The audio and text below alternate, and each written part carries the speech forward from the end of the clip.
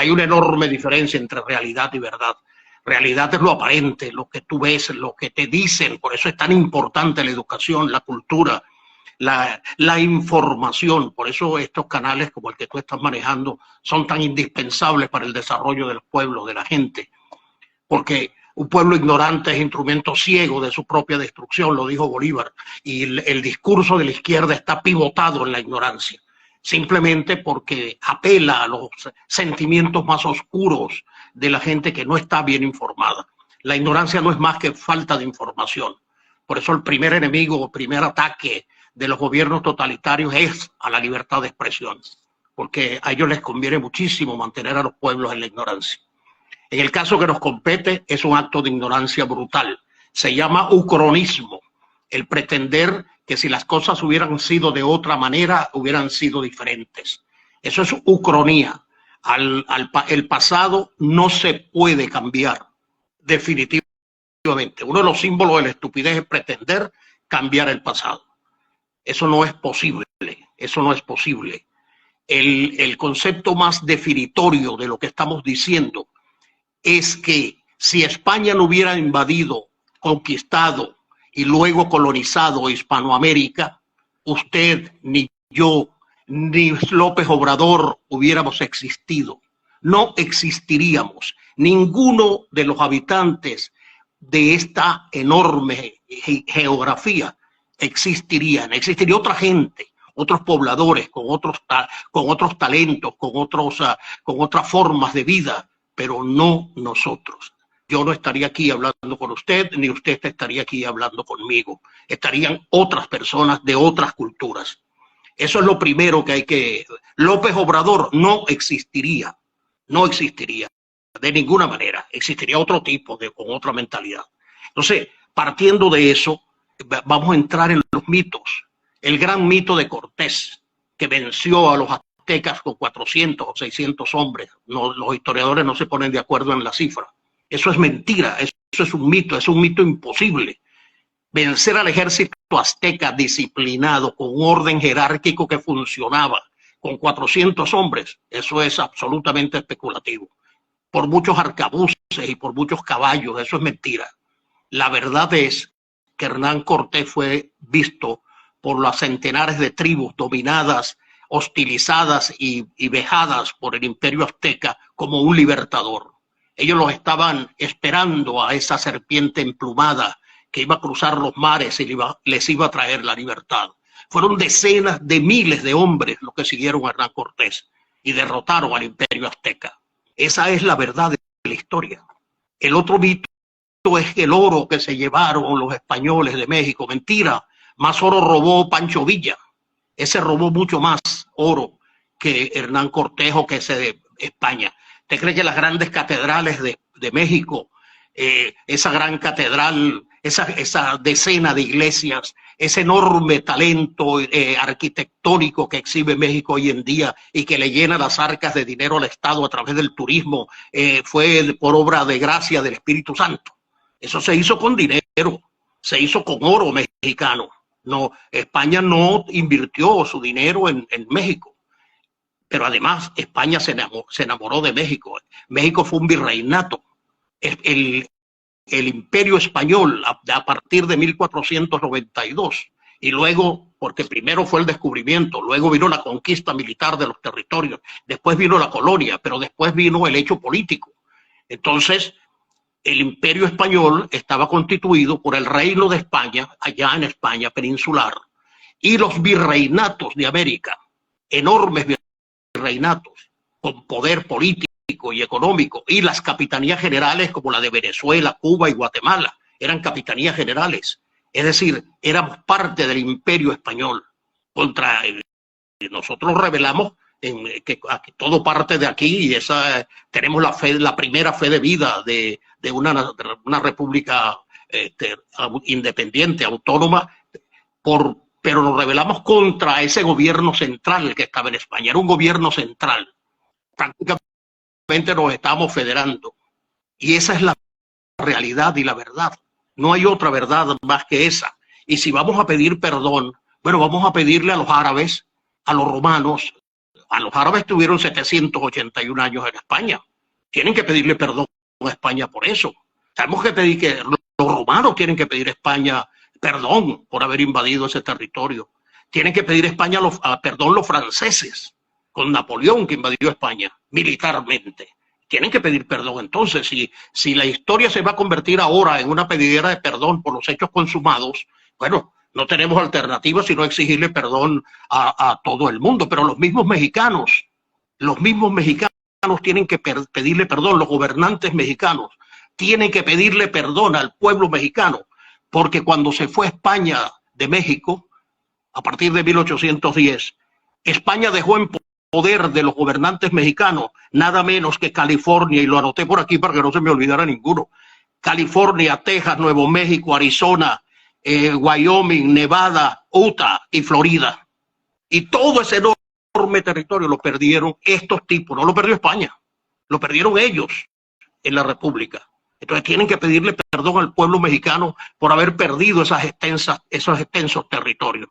Tienen que pedirle perdón al pueblo mexicano por seguir entregando territorio. Ahora el narcotráfico.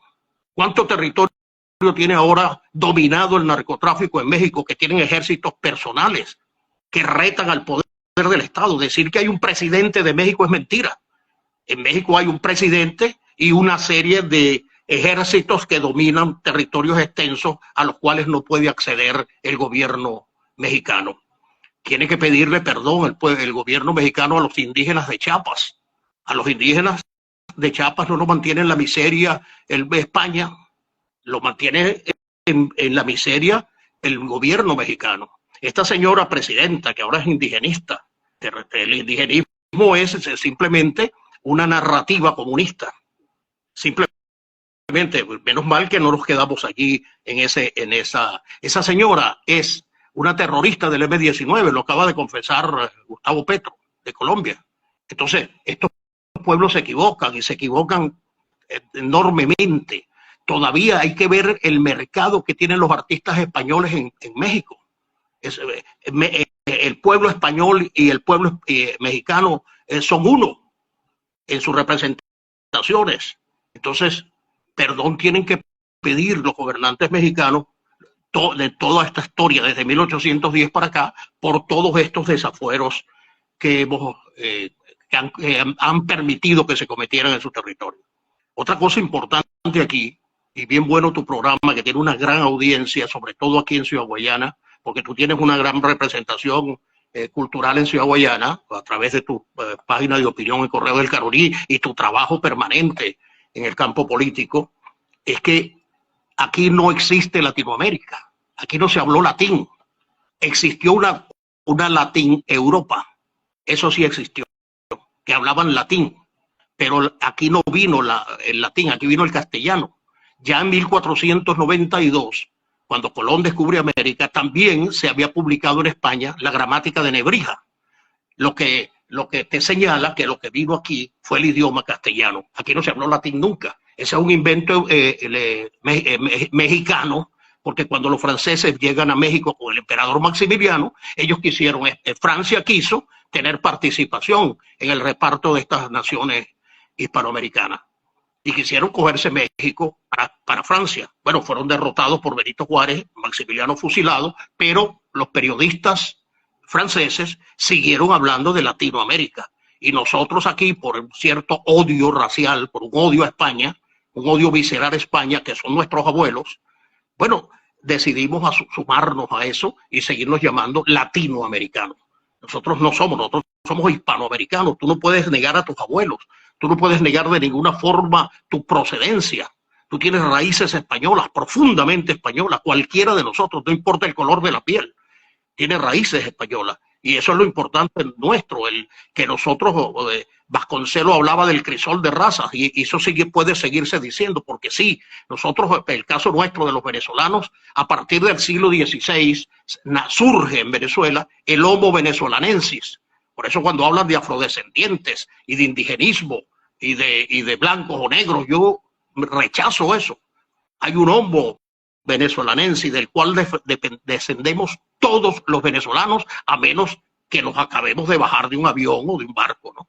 Si esta mañana llegamos aquí a La Guaira, bueno, no somos, pero del resto aquí, no importa el color de la piel, somos del Homo venezolanense y descendientes absolutos de español, de indio, de negro, y el caso de Guayana, aquí en Guayana, se dio el último mestizaje del planeta, porque cuando aquí se hizo el Plan 4 de Sidor, aquí vino gente de todo el planeta, aquí vino gente hasta japoneses, y se cruzaron con jóvenes de aquí, de San Félix, y crearon una nueva raza de gente que no había venido aquí. Aquí hijos de árabes por montones, hijos de todo tipo de suecos, de alemanes que vinieron a Guayana. En fin, que esa es la grandeza de la humanidad. Por eso hay una sola raza, la raza humana. La raza humana. Esa necedad de estarle pidiendo exigiendo a España que nos dejó como herramienta tecnológica el portentoso idioma castellano, con el cual España tiene literatura, México tiene literatura un premio Nobel, Octavio Paz. No lo hizo en el idioma de los aztecas, lo hizo en castellano. Y López Obrador exige pedir perdón en castellano. Lo mismo que la señora esta que acaba de ganar las elecciones. En castellano, no le están hablando en el idioma de los aztecas. Y otra cosa también, hablando de perdón, México, los gobiernos mexicanos tienen que empezar por pedirle perdón a los 20 millones de mexicanos que circulan por el mundo, sobre todo en los Estados Unidos, que han tenido que emigrar por la miseria, la violencia, la falta de oportunidades que México le brinda a sus habitantes. 20 millones de mexicanos, de los cuales más del 90% están en los Estados Unidos. Tienen que pedir perdón por eso tienen que pedir perdón. Y sí, hay algunas cosas, hay varias cosas allí, profesor, bien interesantes, que creo que incluso valen la pena intentar cruzar en relación a eso para que no sigan las distorsiones siendo aprovechadas por el manejo político y por esas verdades que no son en lo absoluto ciertas, ¿no? Esto, por ejemplo, de que aquí no existió el latín, sino el castellano, me parece una precisión verdaderamente importante que marca de alguna forma pues lo que pudiera ser la descendencia y por qué explica muchas otras cosas. Pero sobre todo lo que tiene que ver con que el pasado no puede cambiarse, ¿no? Creo que eso también vale la pena recalcarlo. Veía ahora un encuentro en estos días de escritores y de historiadores, donde estuvo el rey Felipe de España, y él remataba con una frase, con unas líneas de Octavio Paz, que decía: la cultura es la piedra sobre la que se levanta, saber partir el pan y repartirlo, el pan de una verdad común a todos. Esto lo decía Octavio Paz, que en definitiva pues se trata más o menos de eso, o sea, del reparto de alguna forma de la cultura. Me hacía también encontrarme con muchos de estos elementos que manejó en El Buen Salvaje, al Buen Revolucionario, Carlos Rangel, cuando precisamente hacía referencia a ese manejo, a esa visión de la mitología revolucionaria que intentaba pues ir hacia el hombre originario, ¿no? Entre comillas, pues, hacia un supuesto hombre imaginario que al final era también un hombre inventado. Era una cultura inventada, y entonces, bueno, todo lo que se había logrado a través del tiempo en la humanidad debía ser desechado para volver a esa supuesta civilización de igualdad y de justicia idílica, pues, de alguna manera. Pues me parecen de verdad varios elementos interesantes allí, sin descartar este último que también apunta usted sobre que Guayana es el último mestizaje, precisamente para poder seguir ahondando en lo que tiene que ver con la desmistificación y definitivamente pues el rechazo a toda esta narrativa encantadora de serpiente que ha venido, yo creo que ya se está desechando, ya se está confrontando como es, pero que siempre ha significado de mucha atracción para una parte de la población y sobre todo para los más jóvenes. Eso es absoluto. Por ejemplo, aquí se creó una leyenda idílica que también nos la enseñaron a nosotros cuando éramos niños empezando a estudiar. El indio idílico, aquel que era una maravilla, un paraíso terrenal que describió Colón allá cuando descubrió América. Ese lenguaje bíblico de Colón le impidió que este continente se llamara Colombia y no América, ¿no? Pues porque no supo describir las cosas con la filosofía necesaria y se fue por el campo de la teología. Resulta que a finales del siglo XV, cuando llega Colón a estas costas, esto era una masacre de los caribes que habían venido del tronco brasileño arrasando esto era una guerra permanente, esto era una destrucción absoluta, esto era una matanza diaria. Todos estos indios tienen leyendas, por ejemplo, de los piaroas hablaban de que había una gran culebra que la mataron y salió un montón de gusanos y esos gusanos eran los indios caribes. Es decir, ese paraíso no existió jamás, sino en la mente de los enemigos de España, empezando por Bartolomé de las Casas, ¿no? Que fue el autor de la leyenda negra. Aquí dio vergüenza cuando los 500 años del descubrimiento de América, porque sí fue un descubrimiento, no fue un encuentro de dos mundos, ese otro mundo no existía, porque eso daba vergüenza, el pretender negar el proceso histórico que dio a luz a la civilización hispanoamericana, que es una civilización extraordinaria, inserta en el mundo de las letras, de la literatura, donde tú quieras, de la ciencia, de la tecnología. Y hoy, por ejemplo, con la diáspora venezolana, se ha demostrado la inteligencia de la cantidad de venezolanos que están dejando en alto el honor de su gentilicio, con su inteligencia. Eso hay que decirlo y hay que recalcarlo. Por encima de todas las cosas, decir lo que es necesario que los niños entiendan. Y el pasado no es posible cambiarlo. Y si hubiera venido otra etnia, otro grupo humano que no fuera español a las costas americanas, bueno, tú no existirías. Eso hay que decírselo a los niños para que entiendan definitivamente que es un proceso irreversible que terminó siendo la eclosión de un nuevo hombre, del hombre hispanoamericano, con dos culturas que se fusionan, con un lenguaje común, maravilloso, extraordinario, un lenguaje que ha enriquecido los idiomas del mundo. En Europa se habla de papa, y la papa es y se habla de café, ¿entiendes? Y ese es el lenguaje nuestro de América. Es decir, Rubén Darío llega a España y transforma la literatura en España, con un lenguaje absolutamente distinto, con unos sustantivos que asombraban, con una versificación maravillosa surgida de su propio campo telúrico, desde el mundo donde él, con el razonamiento adquirido por esa sangre mestiza, pues asombra al que engendra esa cultura. Se le convirtió en un mestizaje. Los instrumentos musicales nuestros. Aquí hablan del cuatro, un instrumento genuino venezolano, mentira. Esa es la guitarrita española de aquellos años, que lo llamaban cuatro, pero tenía cuatro cuerdas. Fue Spinella en España el que le pone la quinta cuerda, hace el traste más largo y la convierte en la guitarra que hoy conocemos. Pero ese instrumento es español. Todos los ritmos, el joropo venezolano viene del fandango español. Y todo fue adaptado, manejado con unos recursos extraordinarios para que fuera asimilado por el pueblo como una cultura propia. Eso tiene un valor inmenso, extraordinario. No se cercenó eso, y eso lo permitió España. No se mató, aquí se come arepa a pesar del trigo español. Seguimos siendo hombres de maíz, y no, porque nunca fuimos hombres de trigo. Y seguimos siendo hombres de maíz a pesar del trigo español, sin quitar el trigo, sin eliminarlo. Y por eso el éxito de la arepa hoy en día en el planeta. Los japoneses están comiendo arepa y están compitiendo con nosotros a ver quién le pone el relleno más exótico. Eso es cultura. Esto es cultura.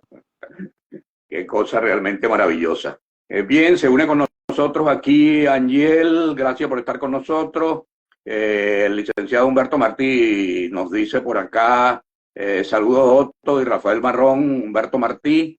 El licenciado Celestino Aponte, desde el lenguaje hasta las fiestas taurinas en México son españoles. Así es. Absolutamente. Eleonay Jansen, nuestra productora, desde acá de Lima, también con nosotros. Y bueno, profesor, bueno, ya nos quedan algunos minuticos. Aquí es implacable lo que tiene que ver con la plataforma. Ahora le han hecho algunos ajustes y no podemos pasarnos. Antes podía yo pasarme un poco más de la hora y no había inconveniente. Ahora llegas exactamente a la hora y ya te están cortando, ¿no? Te corta automáticamente la plataforma. Jorge Marrón G también se une con nosotros. Gracias por acompañarnos. Sí, efectivamente, creo que estos episodios sirven también para ir abriendo ya una perspectiva totalmente distinta, absolutamente desmistificada, con más sentido de lo que es la realidad en su mejor percepción, tanto de la historia como de lo que estamos desarrollando actualmente. Porque precisamente el episodio mexicano del comunicado y la carta y no sé qué cosa, algunos propios mexicanos se reían de eso y decían que eso era nada más pues una patraña allí para ocultar el elemento político de hoy, presente allá en México. Que eso no era ninguna otra cosa.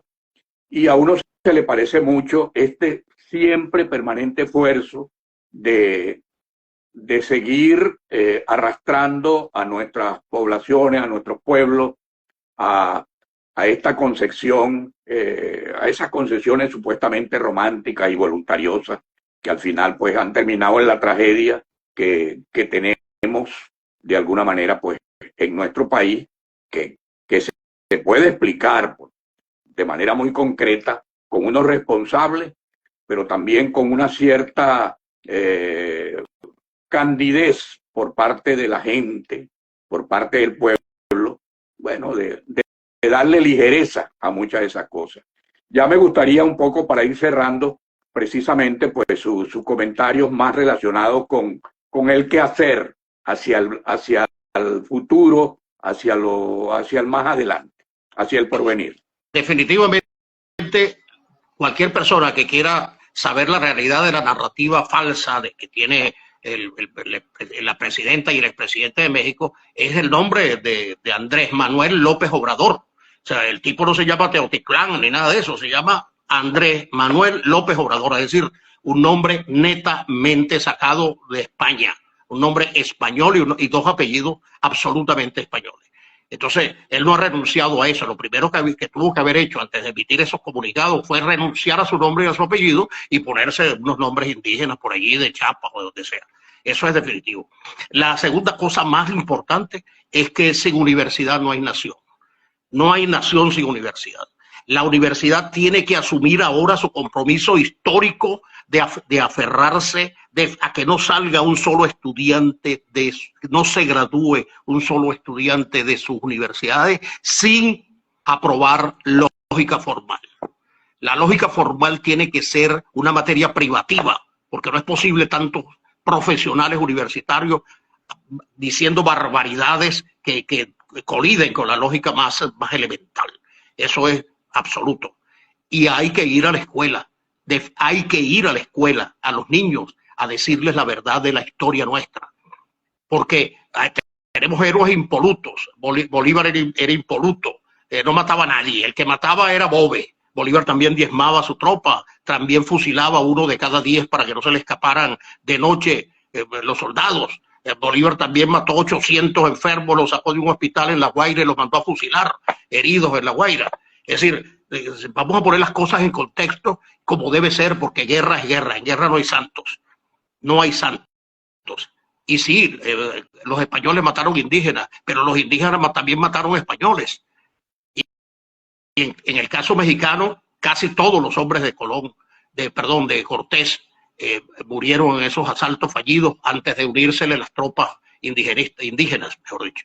Eso sería un mensaje de conciencia, de tomar conciencia con conciencia inteligente. No, porque la conciencia no existe. Esa conciencia del bien y del mal es un invento de los judíos. Eso no existe. Que el hombre nace con un tribunal supremo que le dice lo que es bueno y lo que es malo. Lo mismo que el sentido común, eso no existe. Eso viene de Leonardo da Vinci, que cuando había cadáveres por allá para estudiarlos, decía que los sentidos venían de un punto central en el cerebro donde se ramificaba. Es una estupidez. Y entonces la filosofía lo tomó como que el hombre sabe, antes de tomar una decisión, razona. Y eso no es verdad. Eso no es verdad en el 98% de los casos. Las decisiones se toman por emociones, por circunstancias, por necesidades y cosas de ese tipo. Entonces, ambas cosas hay que decirlas y hay que explicarlas con suficiente fuerza para que la gente los pueda, por lo menos, despertar el pensamiento crítico. Para que con el pensamiento crítico la gente, cuando le estén diciendo una narrativa como la de esta gente de México, despierte por sí mismo y sepa por dónde debe ir hacia el camino de la verdad.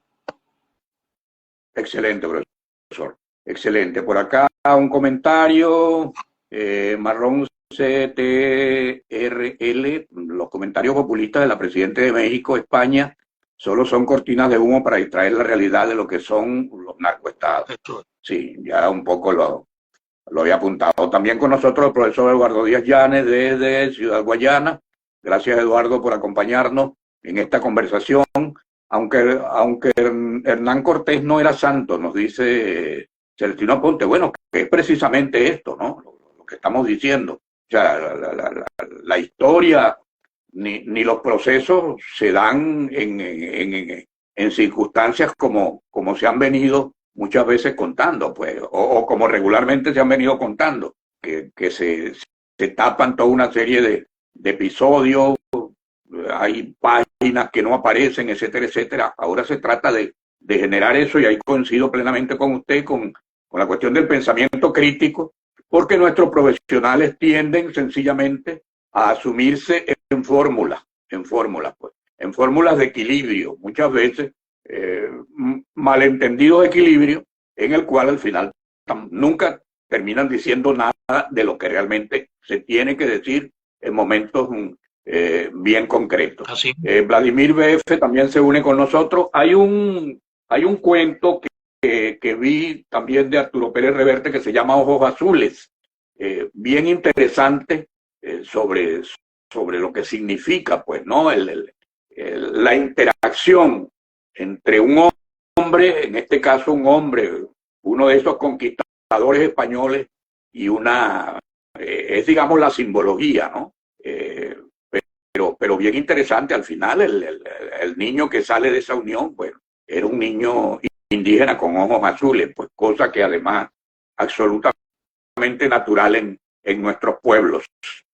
Bueno, profesor, agradecido entonces sus palabras un poco para finalizar nuestro espacio por el día de hoy. Bueno, efectivamente, creo que todos los comentarios los hemos tocado en la conversación por la agilidad del tiempo, pero para rematar, no sé si la gente sabe que el Imperio Azteca tenía el dios de la lluvia, porque para ellos era imprescindible la lluvia, y para que la lluvia llegara, ellos le sacrificaban entre 20 y 30 mil niños de 2 años al dios de la lluvia, y se comían los corazones. Y tú sabes lo que hacía el sacerdote: con un cuchillo de pedernal le abría el estómago al niño y le metía la mano y le arrancaba el corazón a sangre viva, se lo sacaba. ¿Cómo sería el alarido de ese niño, el terror de ese niño cuando le estaban arrancando el corazón de un tirón?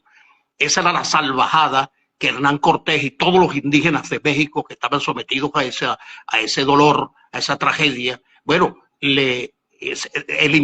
terminaron con eso, definitivamente. Bueno, muchísimas gracias por tu invitación. Luego te comento algo en tu privado, pero estoy a la orden cuando quieras.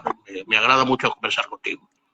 Y gracias, profesor, igualmente. Y bueno, ya seguiremos hablando. Este es un tema que permite muchas cosas, muchos tópicos.